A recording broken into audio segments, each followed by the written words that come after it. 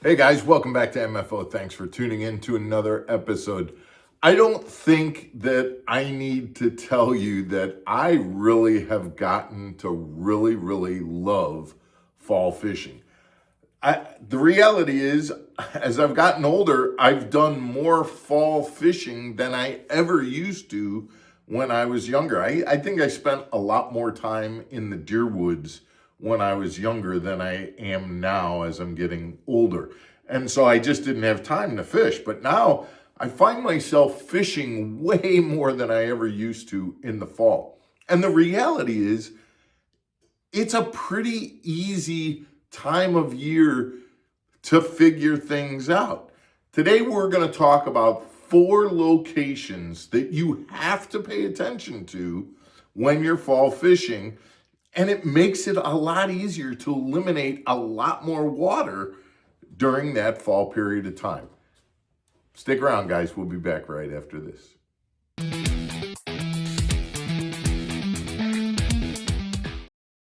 Welcome back to Mark Fisher Outdoors, everybody. I'm Mark Fisher. Today, we're going to talk about the 4 locations to look for when you're fall fishing. And again, number 1, I'm truly talking about fall fishing, kind of like what we're in now. The temps are dropping, okay? Real, true fall time of year. We've talked about baits to throw. We're not going to go over that. Again, fall fishing, it's junk fishing, it's everything. We've talked about it. Jerk baits, A-rigs, but you got to make sure you have your jig or your shaky head for throwing around laydowns and stumps and pier posts and that kind of stuff. But let's talk about locations. And some of this is going to be reviewed, but others are not. We've talked about the oxygen content in the water. Therefore, wind is an important place to look for. If you've got wind that's blowing into certain shorelines or bays, that's going to typically bring the bait fish in there. And bait fish are important, but bait fish isn't a location. It's where are the bait fish. So where is the wind blowing? That's going to bring bait fish. That's where you want to look. That's number 1 location, is a wind-blown bank or bay, okay? But and it's not just because it's bringing the bait fish, but it's also oxygenating the water. Another way or location that will oxygenate the water is water inflows. Let's say you've got a lake and you've got a creek that's bringing water into the lake. That's going to bring in oxygen. So it may not be windy at all, but you've got water coming in, and that's for sure going to increase the oxygen level. The bait fish will be there, and that's another location to look at. So you've got wind blowing in, or a wind-blown bank, or a wind-blown bay, but you've also got water intake coming in, a creek feeding the lake, anything along those lines.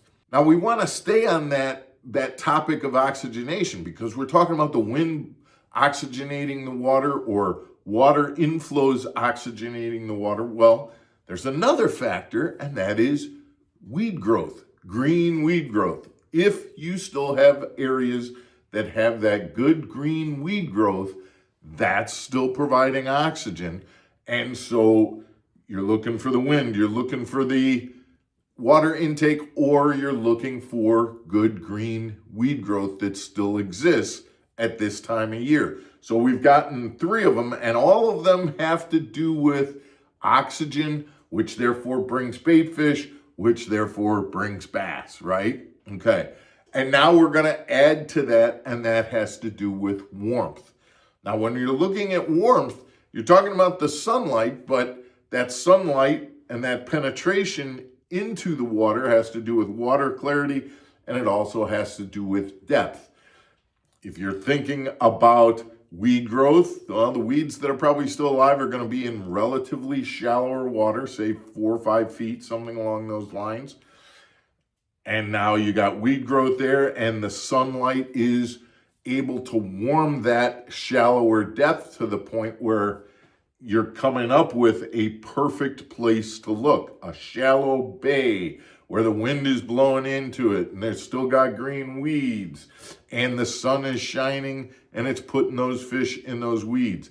It's pretty easy to locate those fish. Now, guys, the point is that in the fall, what you're really doing is you're going around and you're running and gunning and you're looking for those types of areas with your assortment of rods on the deck, and you're checking the list. Hey, here's a bay, sun's shining, wind's blowing. Hey, there's a creek that feeds it over there, so there's some green weeds.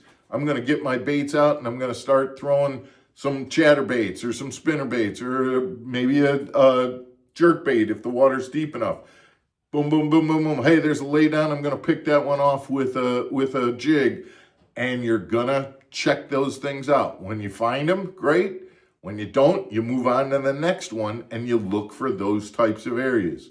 Windblown, feeder water, whether it's a creek or any kind of feeder situation where water's coming into the lake, green weeds, and warmth, water temperature, where the water is warmer than anywhere else.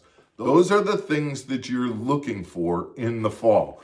Find them and you'll find bass. And now you just take that arsenal of baits that you have on the deck and go knock yourself out with them.